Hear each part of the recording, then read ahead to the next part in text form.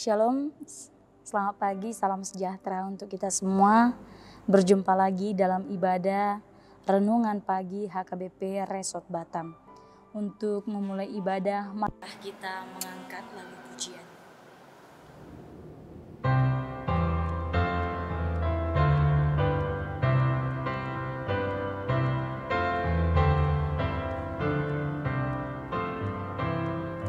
Hatami ale Tuhanku, artanamu margai, sai paian di rohaku, unang sahuti opi, bolu subesi tiopan, hatana badiai. Ahana mahajahan dihapon seaoli. Untuk menyambut firman Tuhan, kita berdoa. Ya Tuhan Allah Bapa, terima kasih untuk setiap kasih karunia yang senantiasa Engkau berikan kepada kami. Terima kasih Tuhan untuk kesehatan dan kekuatan yang boleh kami rasakan. Kami boleh bangkit dari tempat tidur kami dalam keadaan sehat dan penuh sukacita. Saat ini ya Tuhan, kami mau pakai waktu untuk mendengarkan firman-Mu. Kiranya Engkau yang memelihara hati dan pikiran kami. Dalam Kristus Yesus kami berdoa. Amin. Bapak Ibu, saudara-saudari yang dikasihi oleh Tuhan Yesus Kristus, firman Tuhan yang menyapa kita pada pagi hari ini ialah yang terdapat dalam Matius pasal 5 ayat 19. Saya akan bacakan di tengah-tengah kita. Karena itu, siapa yang meniadakan salah satu perintah hukum Taurat, sekalipun yang paling kecil, dan mengajarkannya demikian kepada orang lain, ia akan menduduki tempat yang paling rendah di dalam kerajaan surga.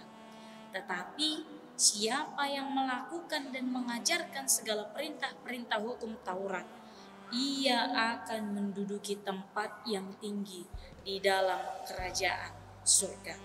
Dalam bahasa Batak dikatakan, asa manang ise na mangarupakon sada sian akapatik na ummeti, jala di podahon itu jolma, ima goaron na ummeme di harajaon banua gijangi. Alay na mangulahon jala mangajar hotsa, idu goaron na balga di harajaon banua gijangi. Demikianlah firman Tuhan. Bapak Ibu saudara-saudari yang dikasihi oleh Tuhan Yesus Kristus, firman Tuhan tadi yang sudah kita perdengarkan, kita melihat bagaimana tentang hukum Taurat. Para ahli Taurat dan orang-orang Farisi itu bertengkar. Mereka bertengkar sengit kepada Yesus, karena bagi mereka ajaran Tuhan Yesus itu banyak bertentangan dengan hukum Taurat. Bahkan ada yang mengingkarinya. Misalnya yang Yesus lakukan dilihat orang-orang Yahudi, orang-orang Farisi, bahwa pada hari Sabat Yesus menyembuhkan orang yang sakit. Orang-orang mengkritik Yesus karena hukum melarang untuk menyembuhkan orang yang sakit pada hari Sabat. Dalam khotbah di bukit juga Yesus menekankan bahwa Dia datang bukan untuk menghapus hukum Taurat, tetapi Dia datang untuk menggenapinya. Itulah yang dikatakan Yesus terkait dari orang-orang Farisi, para ahli-ahli Taurat yang merasa bahwa Yesus itu melanggar hukum Taurat yang ada. Tapi Yesus menekankan melalui khotbahnya bahwa hukum Taurat itu bukan untuk dihapuskan, tapi Dia datang untuk menggenapi hukum itu. Yesus juga menegaskan bahwa siapapun yang menolak salah satu perintah hukum Taurat, bahkan yang terkecil sekalipun, dia mempunyai kedudukan yang paling rendah di dalam kerajaan surga. Itulah yang Yesus katakan terkait hukum Taurat.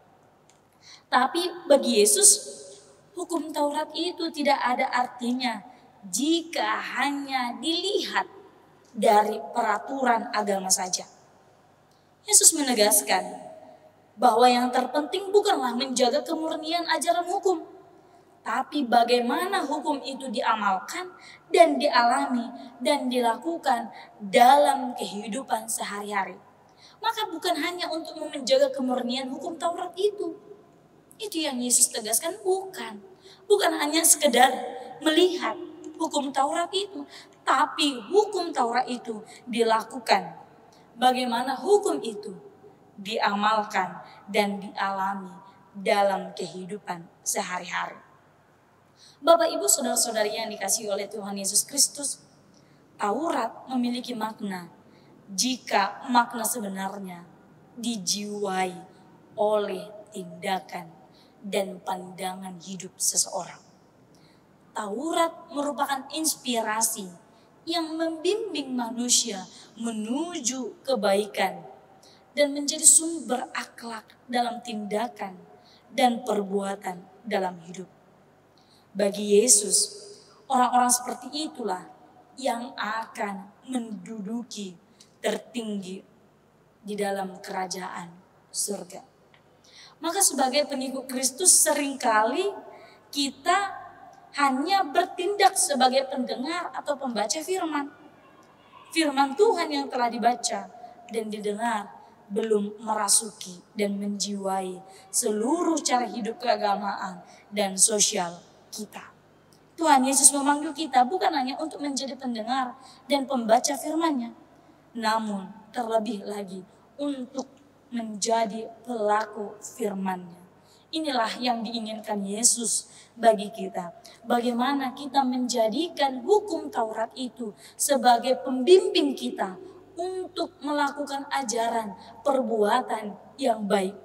Hukum Taurat itu ada bukan hanya untuk sekedar menjaga kemurniannya, tapi tidak dilaksanakan.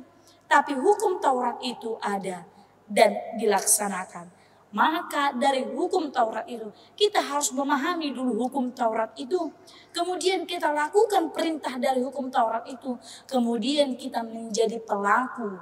Kita mau mengajar orang-orang yang berada di sekeliling kita melalui hukum Taurat itu. Itulah yang Yesus inginkan. Yesus sekali-kali bukan mau menentang hukum Taurat yang ada. Tapi Yesus mau melaksanakan hukum Taurat itu, maka Dia datang untuk menggenapinya. Bukan mengkacau balaukan peraturan, aturan yang sudah ada. Tapi Yesus datang untuk menggenapi hukum itu. Amin. Kita berdoa. Tuhan Yesus Kristus yang baik, terima kasih untuk firman-Mu yang boleh kami dengarkan.